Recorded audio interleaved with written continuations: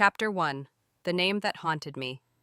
At 17, I was cast out by the very family meant to protect me, left in the rain with $200 and a child I had to keep alive. A stranger named Agatha pulled me from that night and built the ground beneath my feet.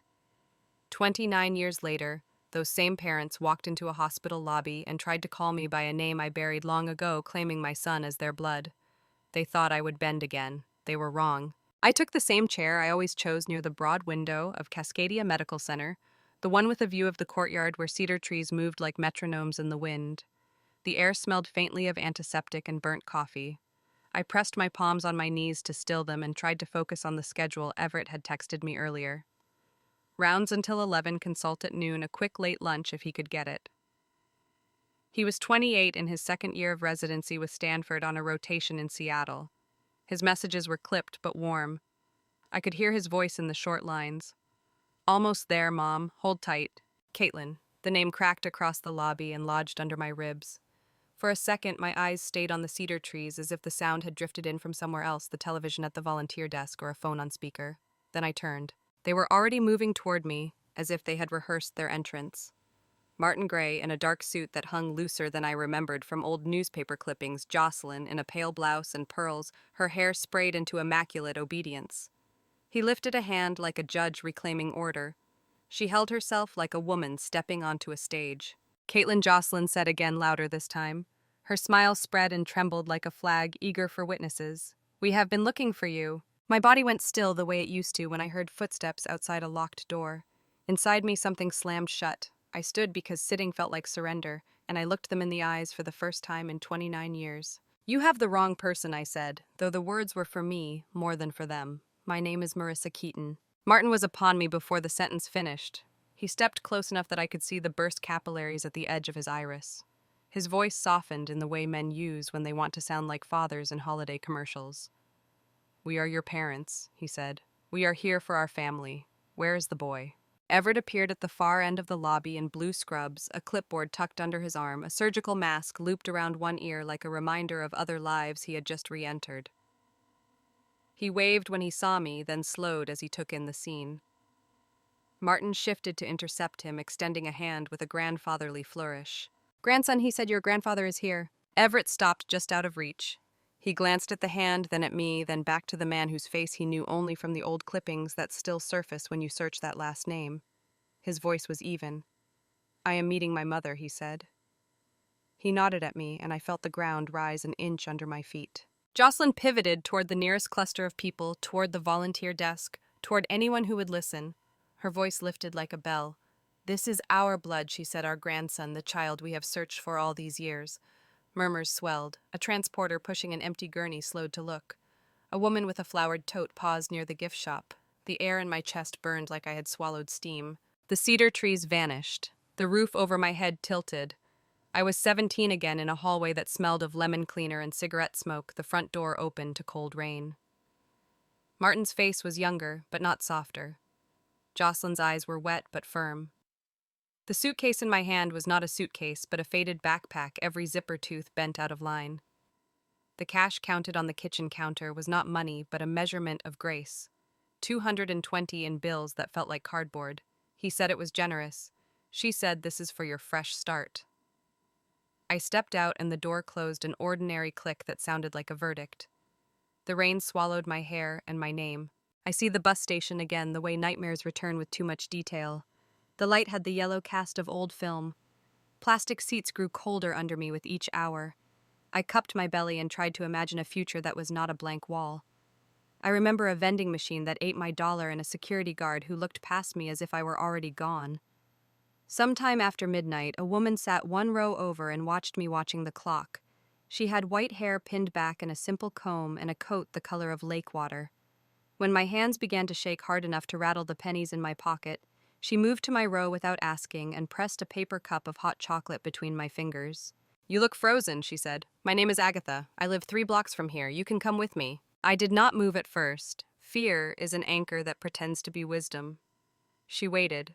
Her eyes were bright but not hungry. She did not ask questions the way other adults did questions that were judgments wearing coats. She held out a second cup and a plastic bag with a sandwich. "Take a breath," she said. "Then decide." I went with her because I had run out of reasons to say no. She walked slowly so I could keep my balance. Her apartment smelled like cinnamon and laundry soap. The bed she offered had a quilt that looked handmade. When I woke in the gray wash of morning, there was a note on the nightstand with a phone number and a sentence that seemed impossible. Stay as long as you need. In the years that followed, she did not ask me to be anyone but the person I was trying to grow into. She stood beside me at the clinic when I signed forms I barely understood. She brought me to a lawyer who explained guardianship and later adoption. She came to the courthouse with a folder of documents and a tin of lemon cookies for the judge's clerk. When I told her I needed to change my name to survive the life I meant to build, she smiled like she had been waiting for me to say it. We will do it right, she said. We will do everything right so no one can take it from you. The lobby flickered back into being fluorescent and echoing. Martin's hand still hovered near Everett like a net. Jocelyn's voice still performed grief for strangers. I knew what they were trying to collect. Not me, not even him. They were catching a story they could use to launder their own. I stepped between my son and their outstretched hands. My voice steadied itself. My name is Marissa Keaton. The girl you are trying to summon stayed on a bus station bench in 1996. She is not here. Martin's expression cooled by a few degrees like a window fog cleared by a sleeve. His jaw shifted into negotiation. We can fix this, he said. Families make mistakes. We are ready to make amends. His gaze skated to the volunteer desk, to the watching faces, to the camera phone he suspected and probably hoped was already aimed. Everett shifted closer to me until our shoulders nearly touched. He spoke without heat. I have a consult in 10 minutes. I am here to meet my mother before I go upstairs. He nodded to me again. The anchor that had pretended to be wisdom lifted and left the room. Jocelyn searched my face for an old map. Her voice dropped for a moment, and I heard the woman who once pressed a stack of bills into my hand and told herself a lie about mercy. We miss you, she said. We miss our grandson. We are trying to do what is right. What is right would have started in the hallway with the lemon cleaner, I said. It would have started before the rain. The volunteer called the code for a wheelchair elsewhere in the building, and a tone chimed overhead, an ordinary hospital sound that returned us to the present. A security officer appeared near the elevators, arms folded, posture neutral, eyes sharp. He did not approach. He did not need to. The presence of a boundary is often enough to make people reveal which side they believe they own. Jocelyn lifted her chin. Her voice rose again, pitched for the room. This is our grandson, she said. We have every right to him. We have searched for him for years. She wanted the lobby to decide for her. I thought of Agatha's coat the color of lake water, and the way she had pressed that first paper cup into my hands with no audience and no promise of return. I thought of the folder she built with a patience that was fiercer than any courtroom speech. I felt the weight of her watch on my wrist, a small oval face with a hairline scratch across the crystal ticking like a calm heart. Everett looked at me instead of at them. I read his question and gave the answer with a nod. He said he would meet me outside for coffee after his consult. Then he stepped past Martin's still hovering hand and walked toward the staff elevators without looking back. Martin lowered his arm. Jocelyn's smile faltered. The lobby's attention moved on as if a brief play had ended and the audience had somewhere real to be. The security officer stayed where he was, a quiet sentence in a language of rules. I picked up my bag. I did not run. I did not whisper. I simply made space around my body and moved through it. At the glass doors, I paused because I could not, because I had to. I faced them once more. My name is Marissa Keaton, I said. Caitlin did not survive that night, but I did. Outside, the wind lifted the cedar branches and the smell of rain came forward. I stepped into it and let the cool air close over the heat in my throat. Somewhere above me, the intercom announced a visitor to another floor. Somewhere behind me, shoes clicked on tile and then faded. I sat on a bench in the courtyard and watched the doorway where Everett would appear when his pager gave him a moment of mercy, and I waited with the steadiness I had earned. Chapter 2. Agatha's Legacy. 3 days later, I walked into Nolan Pierce's office with rain on my cuffs and a list of questions I could not keep from multiplying. His receptionist offered water and a patient smile that told me I was not the first person to arrive with old ghosts at my heels.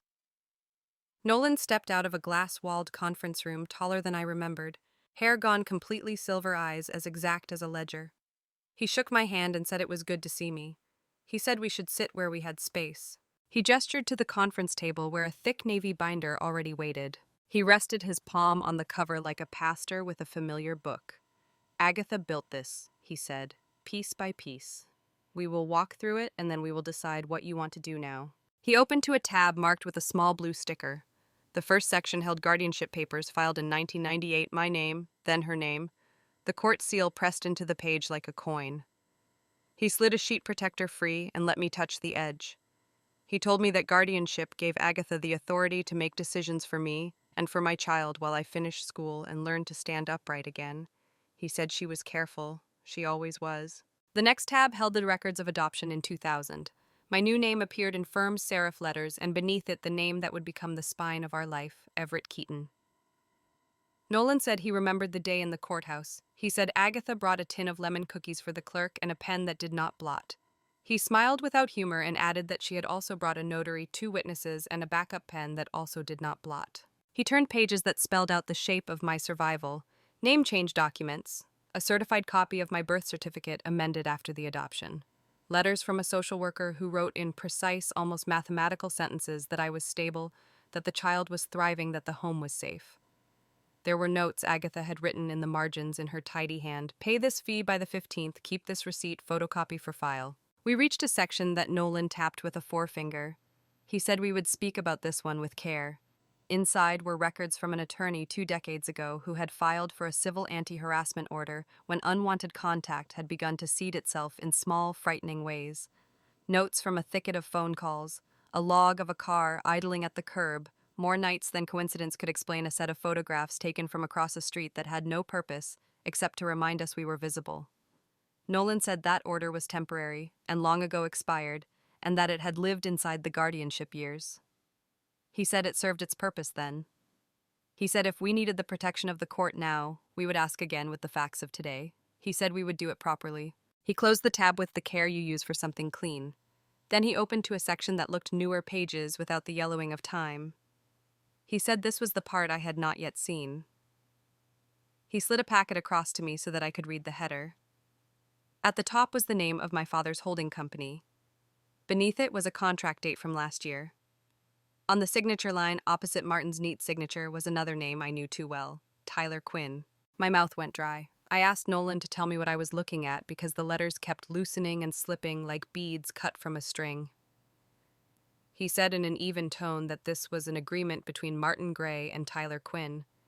He said Tyler would cooperate with a public relations plan to stage a family reconciliation. He said the plan included timed media placements, social appearances, and a series of soft focus profiles designed to lean on forgiveness and legacy. He said the goal, as written, was to improve public sentiment for Gray and Fox Holdings during a period in which the company was under federal review, a fact reported in the business pages last fall. His voice did not change, as he added that Tyler would receive a fee and a percentage of any brand licensing deals that flowed from the reunion narrative. I stared at the signature and saw a boy with clever hands and a grin that had once made me believe a rainy city could warm itself. I heard his voice from the last time he had spoken to me when he was 20. He had said he needed space to think and that he could not be a father after all. He had said I would understand, and then he had gone. Nolan said there was more. He turned to a set of reports on letterhead from a private investigator. He said Agatha had quietly commissioned a reputable firm years ago when she suspected that the past was sniffing at our doors. Photos, logs, times and locations, names of intermediaries. Nolan said Agatha did not panic. She documented. He said she told him more than once that if the past ever tried to claim us, we would not meet it with tears, we would meet it with paper. I asked him how long he had known about the contract. He said he obtained a copy in January, through a source who was tired of being treated as a pawn. He said he had waited to show me until he could corroborate it from a second direction. He said the second direction had arrived last week. The room tilted for a breath and then steadied.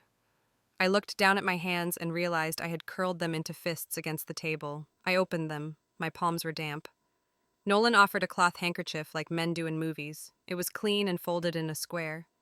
He said there was a plan he would recommend if I wanted the noise to stop. I asked him what the plan would look like. He said first we would create a timeline clean and simple that established the guardianship, the adoption, the name change, and the years of quiet. He said second we would gather current instances of harassment or unwanted contact, not with hysteria, but with dates and places and names. He said third we would file for a temporary protection order in King County and ask the court to set a hearing for a full order. He said we would attach a selection of exhibits from this binder. He said we would keep the focus on safety and boundaries, not on moral theater. He looked at me for a long second like a craftsman measuring a piece of wood before making the cut. He said one more thing. He said we would not bait them in the press. He said we would not take questions on the courthouse steps. He said dignity was a strategy, not only a virtue. I said I could do that. I said I had been practicing for decades. He nodded and shifted the binder to another tab. Inside was a small collection of things that had no legal use and yet felt like armor. A photograph of me and Everett standing in front of the first Bluebird storefront on the day we painted the trim. A note from a pediatric cardiologist who had supervised Everett in medical school and written a reference that made me cry onto the kitchen counter. A card in Agatha's handwriting that read simply, "You are not what they say you are." Nolan said that Agatha had handed him those items with the legal documents the month before she died. He said she had told him that the law needed to be reminded it was about people. He said he did not forget. I asked him what he thought Martin wanted today beyond the performance of redemption. He said Martin wanted to arrest a slide. He said Martin wanted to convert our lives into a story he could sell to investors and columnists, a story with an easy moral and a family portrait at the end. He said Tyler wanted cash and relevance. He said Everett was the asset in both their minds because the public loves a genius with a tear in his eye. The realization moved through me like a cold front. It did not surprise me, and yet it bruised something soft I had tried to keep unmarked. I told Nolan that they were not here for me. He said he knew. He said they were here for our son because he is bright and good and beloved. I asked him what would happen after we filed. He said the court could grant a temporary order the same day, sometimes within hours. He said service would be arranged. He said a hearing would be scheduled within a couple of weeks for a longer order. He said in the meantime he would prepare a discreet statement for the hospital so they understood our boundaries and could direct inquiries to counsel. He said he would review any media activity from the other side and capture it as needed. He said he would keep my number at the top of his phone. I stood in the room, felt ordinary again. I thanked him for keeping the binder safe all these years. He said I had kept it safe by keeping my life clean.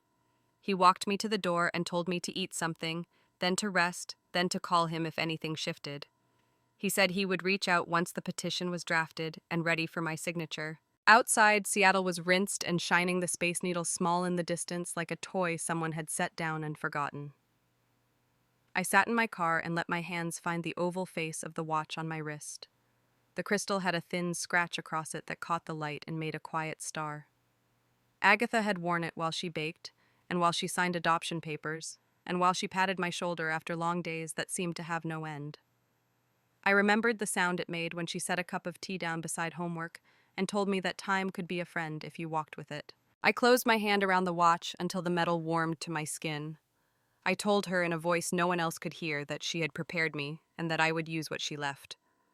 Then I started the car and pointed it toward the hospital because Everett would be breaking for coffee soon, and because the next part of the story belonged to both of us.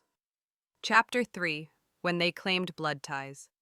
By late morning, the headlines had already learned my son's face. A Seattle outlet ran a photo from a hospital charity gala and stacked it beside a grainy image of Martin at a podium. The caption asked a question it did not deserve to ask. Everett Keaton, rising cardiac resident grandson of Gray and Fox. Other sites copied the frame as if it were scripture. I parked in the public garage and scrolled through the alerts while an elevator hummed me upward. The words slid across my screen like oil. Reunion. Legacy. Healing. They were building a story that ate people alive. Everett texted that he was grabbing 5 minutes near the cafeteria. When I stepped into the main corridor, 2 reporters were already at the information desk asking if the hospital had a comment. The volunteer shook her head and pointed them to media relations. One of them saw me and angled closer with a startled look of recognition. I kept walking. I was not a statement. I was a person with a son to meet. He waited at a table near the window with a paper cup wrapped in a cardboard sleeve and that tired posture doctors forget to hide. He stood when he saw me and the weariness cracked enough for a smile. "Hey, coffee is decent today for a miracle." I sat and touched his sleeve. "You have a storm on your inbox." "I know." He lifted his phone, then set it face down. "Press. A few former classmates. One from a residency program in Boston. I am not answering any of them." "Good," I said. "Nolan is drafting. He will handle anything that needs handling." Everett studied my face as if it were a scan he needed to read correctly. "You look steady." "I am standing on a floor Agatha built. It holds." He nodded and took a careful sip. The cafeteria sounded like the middle of any weekday. forks on plates, a latte machine hissing like an irritated cat. On the television mounted over the salad bar, a morning show hosted a segment on corporate ethics and featured a logo I knew too well. Someone turned the volume down. The words kept crawling at the bottom. I saw them before he did. Martin and Jocelyn framed themselves in the cafeteria entry, as if summoned by a stage manager. Jocelyn wore a silk scarf with tiny gold dots and the expression of a woman about to break into a hymn. Martin had exchanged the lawyer's suit for a friendlier sport coat. 3 steps behind them, Preston and Cassandra Ashcroft pretended to browse sandwiches while positioning their bodies at the perfect angle for a photo that would travel through a private social circle by evening. I felt the quiet lift in the room as people recognized a face from the news. I felt my son tense without moving. Everett's jaw tightened. "Do you want me to call security already?" "Not yet," I said. "We will make a record first." They came to the table that belonged to us. Jocelyn spoke before I could stand. "Caitlin, we wanted to meet our grandson properly. This is private family business." I stood anyway and pushed my chair in with precise care. "My name is Marissa. This is a public cafeteria in a hospital where my son works. Privacy is a choice you have already forfeited." Martin turned to Everett with that practiced grandfather warmth. "We are proud of you. The city is proud of you. It would mean the world to your grandmother to see us all together." Everett did not offer his hand. "I have one grandmother," he said. "Her name was Agatha." Jocelyn's face trembled around the eyes. She lifted one corner of a folded printout as if it were a white flag. "We have photographs from when you were a baby. The press will be kinder if they understand the truth." "The truth," I said, "is in writing." I reached into my bag and set the thin folder Nolan had prepared on the table. I did not spread it wide. I did not perform. I spoke so he could hear me and so the room might lean closer if it wished. My voice did not have to be loud. It had to be clear. "This is a log of a private investigator hired to follow me and my child. Here are dates, locations, and descriptions. Here is a plate number that appears outside our home 3 nights in a row. This is a notarized copy of a contract signed in 2024 between Martin Gray and Tyler Quinn, in which Tyler agrees to participate in a staged reunion campaign in return for money and a percentage of any licensing that might follow. This is a record of prior unwanted contact that resulted in a temporary civil protection order when I was still under guardianship. That order ended long ago, but the pattern speaks." Preston lifted his phone the way men lift a chalice.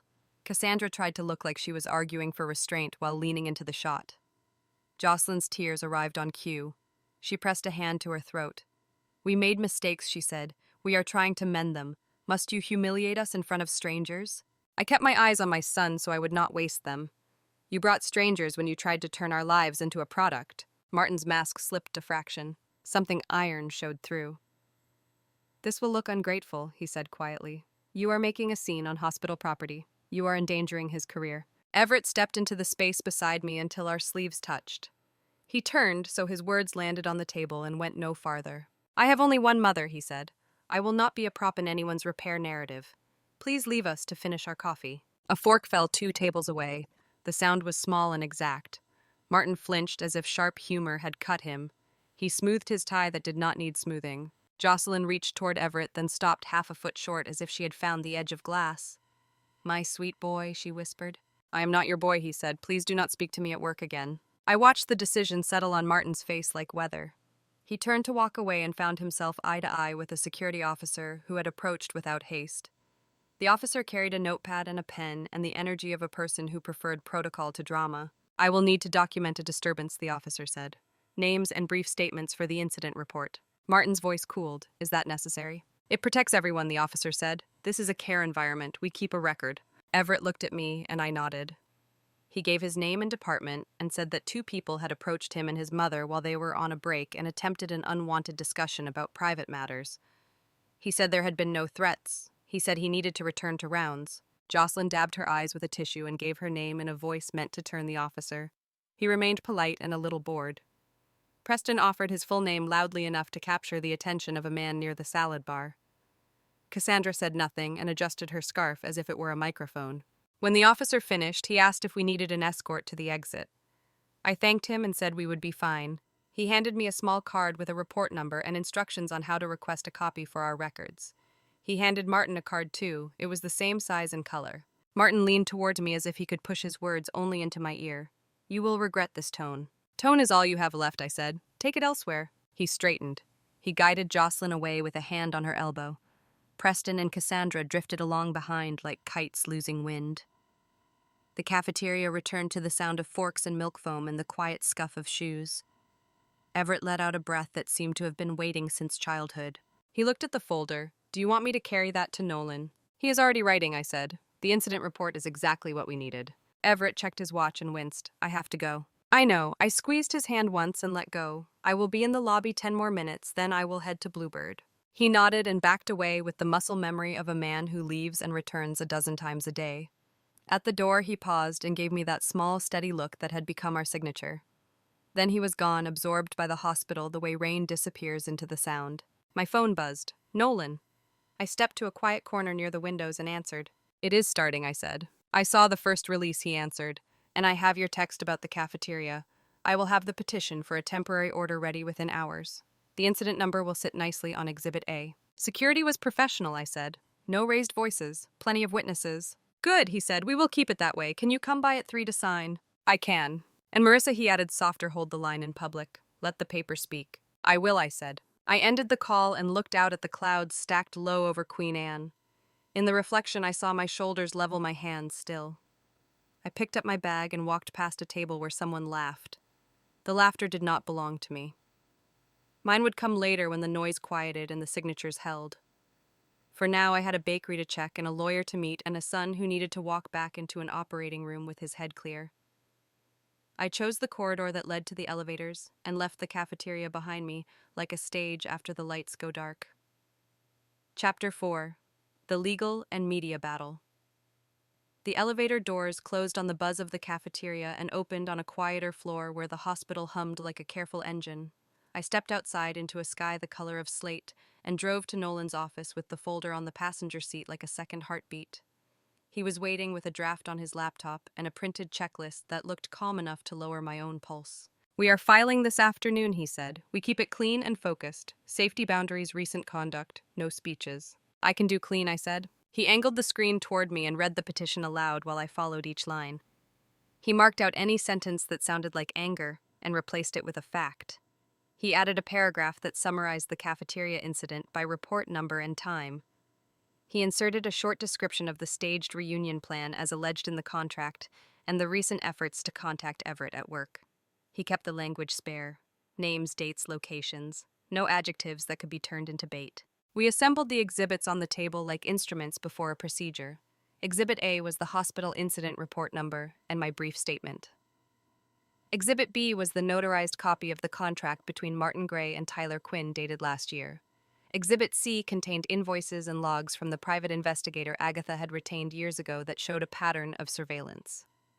Exhibit D was a selection of emails between representatives of Gray and a public relations firm that discussed a narrative of reconciliation and a media rollout. Nolan added a cover page with an index so the clerk could find each piece with a finger and a glance.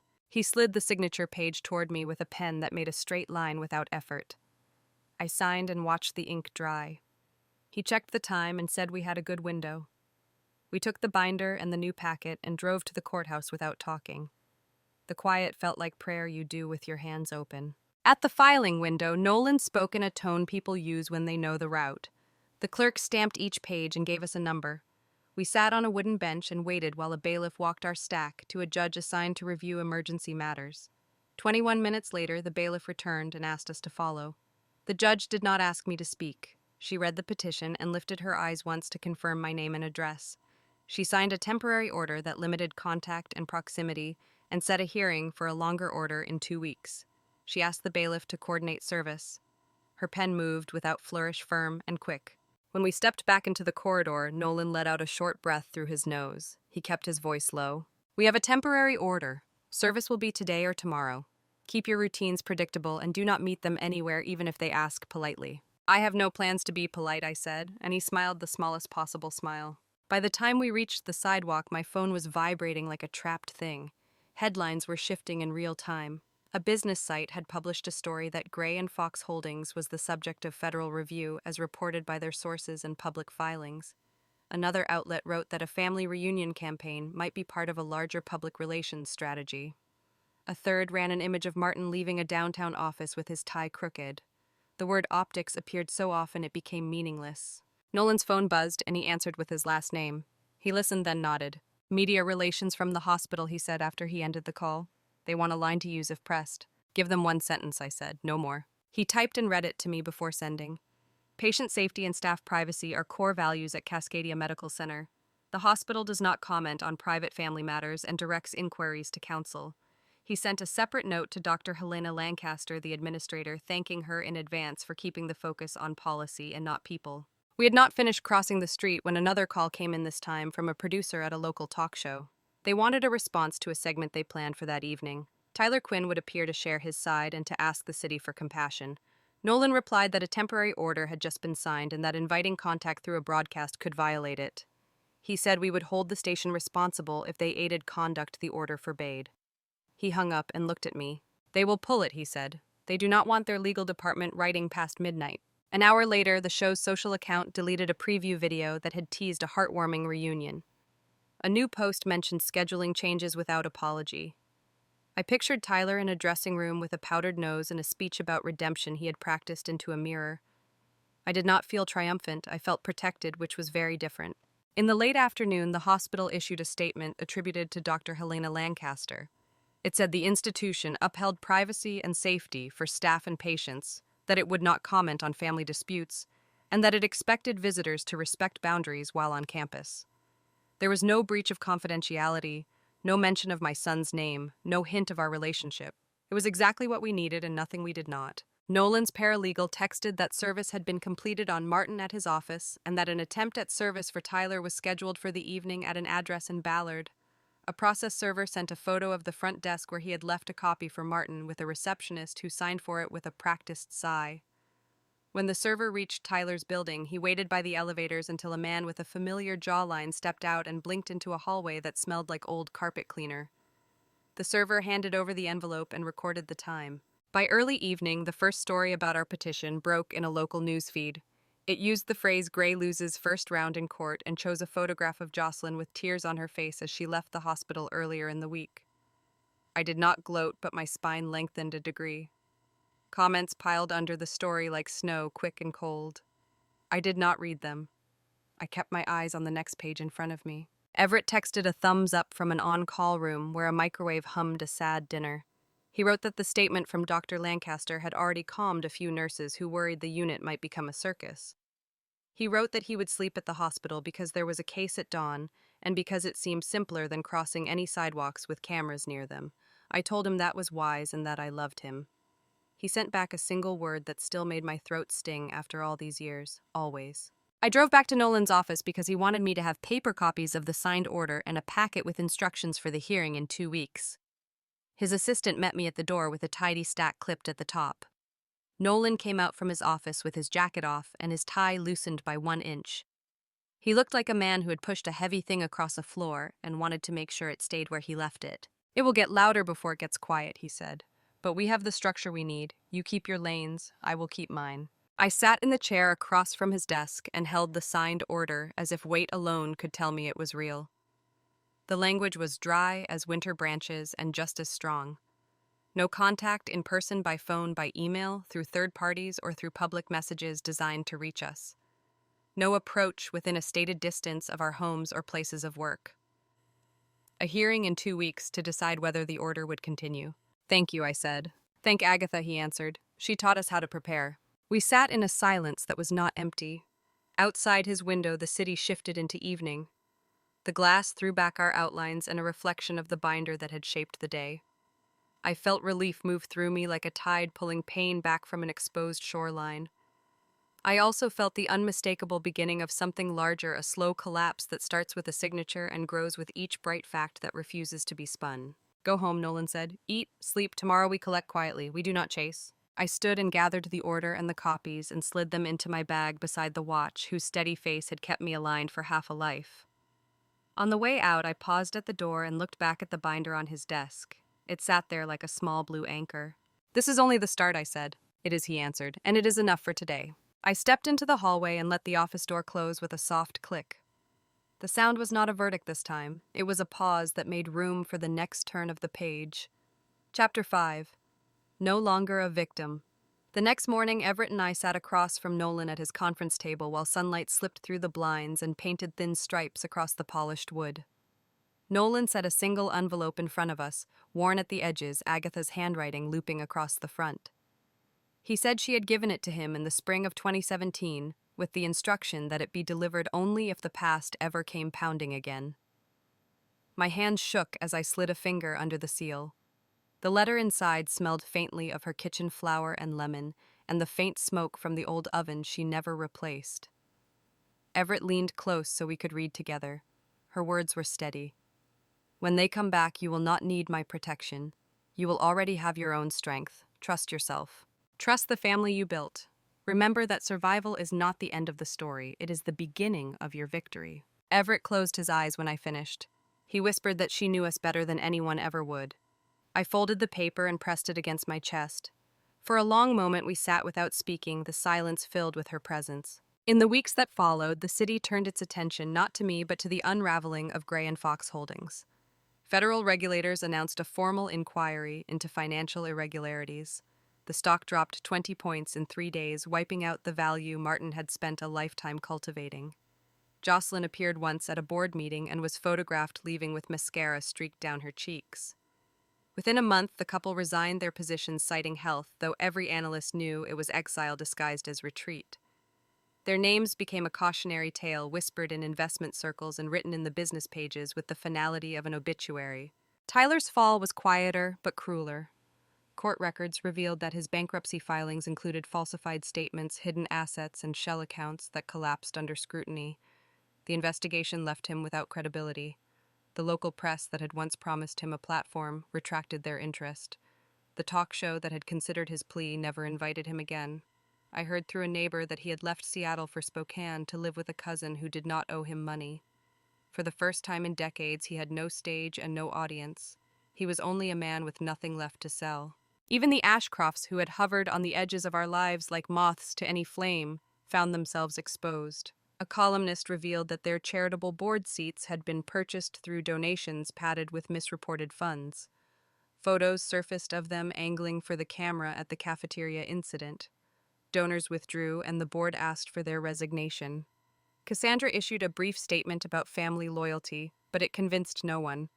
They became another footnote in the city's long list of social climbers who mistook publicity for permanence. While they fell, Everett rose. The hospital honored him with a Clinical Excellence Award for his work on a pediatric cardiac case. The photo the paper chose showed him in scrubs, hair mussed, a half smile that looked both exhausted and proud. At the ceremony, Dr. Lancaster spoke of his dedication and clarity under pressure. She never mentioned the noise outside the hospital walls. She kept the focus where it belonged, on skill and compassion. I sat in the audience with tears I did not hide. When Everett accepted the plaque, he looked directly at me. His voice caught for a moment and then steadied. He said he had learned resilience from his mother. The room rose to its feet, and I felt Agatha standing too. For myself, I decided it was time to build forward. I opened a second location of Bluebird Bakery on Capitol Hill, a corner storefront with windows that spilled warm light across the sidewalk. At the ribbon cutting, I announced the creation of the Second Chance Foundation, dedicated to supporting young mothers with housing and legal aid. Reporters called it poetic that the first check delivered to the foundation came from the sale of a Gray and Fox townhouse that had gone into liquidation. I did not gloat. I accepted it as balance. The night of the foundation launch, the hall was filled with neighbors, colleagues, and strangers who had read our story and wanted to stand with us. Tables were stacked with pastries, the air heavy with cinnamon and coffee. When the microphone was handed to me, I spoke not of betrayal, but of endurance. I told them about a bench in a bus station in 1996 and about a woman with a coat the color of lake water who gave me hot chocolate and safety. I told them that the strength of a life is not measured by the people who abandon you, but by the ones who walk beside you. When the applause came, it sounded less like noise and more like recognition. After the crowd thinned and the cameras were packed away, I stepped outside into the cool Seattle night. The city smelled of rain and yeast from the bakery ovens down the block. I pulled the watch Agatha had left me from my wrist and held it in my palm. The crystal glinted under the street lamp, the scratch across its face catching the light like a scar that had healed into beauty. I remembered the night in 1996 when the rain soaked my hair and I thought the world had ended. I remembered the sound of her voice telling me to stay as long as I needed. I whispered into the night that I had survived, and more than that, I had won. To anyone listening now, know this. Family is not always blood. It is the people who stay when the world turns its back. Justice may take years, but time will bring the truth to the surface. If you have known betrayal, believe me when I say you are not defined by it. You can write a new ending for yourself. Stay with us here for more stories of resilience of betrayal answered with strength of karma finding its mark. If this story touched something in you, share it, talk about it, and remember, survival is only the beginning. The real victory is choosing the life that is yours.